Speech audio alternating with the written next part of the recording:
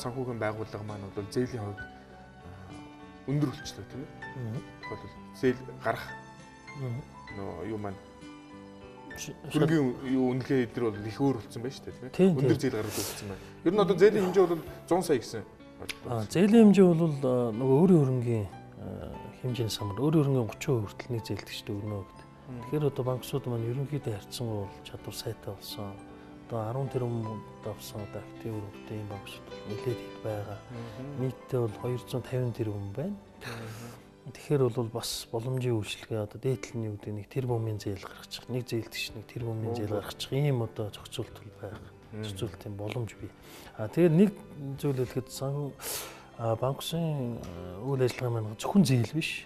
Төлбөр тооцооны хэрэгсэл гаргаж чинь, төлбөрийн баталгаа гаргаж чинь, тийм мөнгө гуйлгын үйлчлэгэнд валют харилцаа явуулж байна, тийм.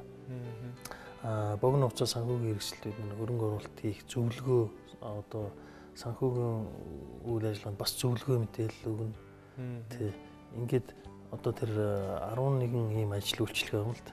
Тэгэхээр яг өнөөдөр бол яг бид тэр зээл гэдэг юм дээр гол үйлчлэгэн дээр тулаад ярьчлаа тийм ээ.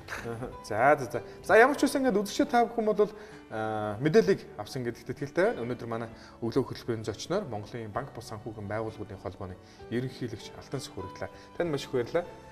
Дараа нь тун удалгүй тийм ээ 15 20 жилийнхаа баяраар бас бидэнтэй уулзнаа. За баярлалаа. Танд баярлалаа. За баярлалаа. Ингээд үзэгчдэд хүргэсэн өнөөдрийнхөө зочны ярилцлагын цагийг үүгээр өндөрлөж байна. Та бүхэн биднээс хэрэгцээтэй мэдээллийг авсан гэдэгт итгэлтэй байна. Өнөөдрийнхөө өглөө хөтөлбөрийг үргэлжлүүлэн хүлээн авч үзсэн.